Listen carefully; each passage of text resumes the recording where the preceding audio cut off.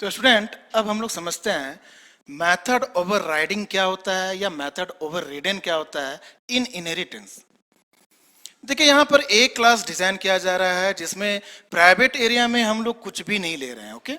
और public area में हम लोग लिख रहे हैं शो नाम का मेथड, और ये शो नाम का मेथड का जो प्रोटोटाइप है आप इसे देखिए तो ये रिटर्न टाइप कुछ नहीं है, आर्गुमेंट भी कुछ नहीं है, और यहाँ पर सी आउट के हेल्प से हम लिख रहे हैं एक क्लास। एक क्लास जो है ये बता रहा है कि शो नाम का मेथड एक क्लास का कॉल हुआ है। फिर बी जो है ये चाइल्ड क्लास है एक क्लास का, और इस क्लास में भी शो नाम का मेथड फिर से बी क्लास यानी चाइल्ड क्लास डिफाइन कर रहा है with same signature with same prototype, और यहां पर लिखा जा रहा है सी आउट बी क्लास। फिर यहां पर देखिए सी क्लास जो कि बी क्लास का चाइल्ड क्लास है ये डिफाइन किया जा रहा है, और यहां पर फिर से लिखा जा रहा है शो मेथड, और इसका प्रोटोटाइप पेरेंट का क्लास का प्रोटोटाइप और इसके ग्रैंड पेरेंट का प्रोटोटाइप, सारा फंक्शन का नेम जो है देखिए यहां पर सेम है। और यहां पर शो नाम का मेथड जो सी क्लास में बनाया जा रहा है यहां लिखा जा रहा है सी आउट सी क्लास, ठीक है। अब अगर बी क्लास ए क्लास का चाइल्ड क्लास हो रहा है तो इसका जो प्रॉपर्टीज है या बिहेवियर जो है ये कॉपी हो जाएगा और चाइल्ड क्लास में आ जाएगा। तो शो मेथड जो है ये पेरेंट क्लास का ये चाइल्ड क्लास में आ गया, और यही शो मेथड जो है जो कि बी क्लास का है ये शो मेथड दो बार यानी कि 2 टाइम्स ये अपने चाइल्ड क्लास में आ जाएगा। देखिए यहाँ पर शो मेथड और फिर से शो मेथड ये, तो यहाँ पर चाइल्ड क्लास में सी क्लास में यहाँ पर शो नाम का जो मेथड है ये ट्रिप्लिकेट हो जाएगा यानी 3 टाइम्स ये कॉपी हो जाएगा। तो इस तरह का जो पॉलीमॉर्फिज्म है इसे हम लोग बोलते हैं रन टाइम पॉलीमॉर्फिज्म, और इसी कॉन्सेप्ट को हम लोग बोलते हैं मेथड ओवररिडन। तो फिर से मेथड ओवररिडन को हम लोग समझते हैं। आप लिख सकते हैं नोटबुक में, if the parent class having same name method and child class again define that method inside the child class, then that method of the parent is said to be override by the child class। तो यहां पर show नाम का method जो कि parent का है ये चाइल्ड में बी में ओवरराइड कर गया है ट्वाइस, और सी में ये ओवरराइड कर गया है और यहां पर ये थ्राइस कर गया है। This is ambiguity and such type of ambiguity should be resolve.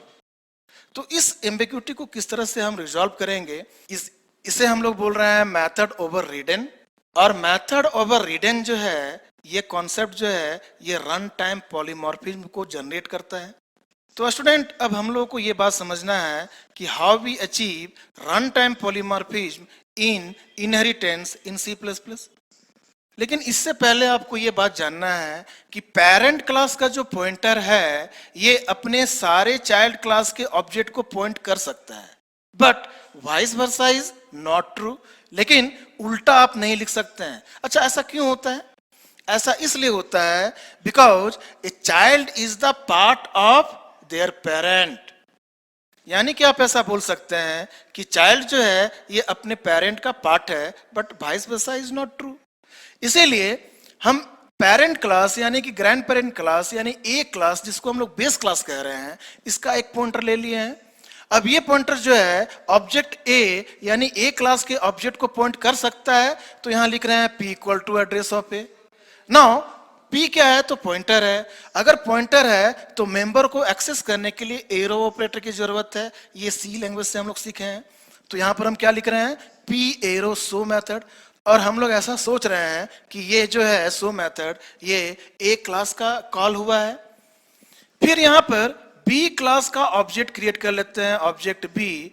अब बी जो है ये ऑब्जेक्ट बी को भी पॉइंट कर सकता है, तो यहां पर हम लिख रहे हैं P equal to address of object B. और यहां पर P के हेल्प से अगर शो मेथड को कॉल किया जाए तो ये शो मेथड जो है ये B क्लास का होना चाहिए अकॉर्डिंग टू यू। फिर सी क्लास का ऑब्जेक्ट हम लोग क्रिएट करेंगे, ऑब्जेक्ट सी। और ये जो पी पॉइंटर है ये सी क्लास के ऑब्जेक्ट को भी पॉइंट कर सकता है, और पी के हेल्प से, पॉइंटर के हेल्प से अगर सो मेथड को कॉल किया जाए या इन्वॉक किया जाए तो ये सो मेथड जो है ये सी क्लास का होना चाहिए। तो स्टूडेंट, इस कोड को अगर आप लिखिएगा और मशीन में रन कीजिएगा तो आउटपुट आपको हमेशा मिलेगा A class A class A class. ऐसा क्यों मिल रहा है? ऐसा इसलिए मिल रहा है कि पॉइंटर आपका ए क्लास का है, तो हमेशा ये क्लास ए के सो मेथड को ही एक्सेस करेगा। तो हमें करना क्या होगा इन सी प्लस प्लस? हमें ये करना होगा कि यहां पर वर्चुअल कीवर्ड इस्तेमाल करना पड़ेगा। यहां लिखना पड़ेगा वर्चुअल। ज्यों ही आप वर्चुअल कीवर्ड सो मेथड के पहले आप यूज करेंगे और इस प्रोग्राम को मेन मेथड में आप लिखेंगे, तब आप देखेंगे कि जब पी पॉइंटर ऑब्जेक्ट ए को पॉइंट कर रहा है तो सो मेथड जो है क्लास ए को एक्सेस करेगा। जब पी पॉइंटर ऑब्जेक्ट बी को पॉइंट कर रहा है तो सो मेथड जो है ये क्लास बी के सो मेथड को एक्सेस करेगा। और जब पॉइंटर पी जो है ऑब्जेक्ट सी को पॉइंट कर रहा है तो सो मेथड जो है ये मेथड क्लास सी के सो मेथड को कॉल करेगा। लेकिन ये कब करेगा? जब आप वर्चुअल कीवर्ड इस्तेमाल करेंगे। तो स्टूडेंट, आप ऐसा बोल सकते हैं कि in C plus plus we could achieve run time polymorphism with the help of virtual keyword and base class pointer. अगर बेस क्लास पॉइंटर और वर्चुअल फंक्शन ना हो तो we can not achieve run time polymorphism. और student, run time polymorphism का definition आप लिख सकते हैं नोटबुक में।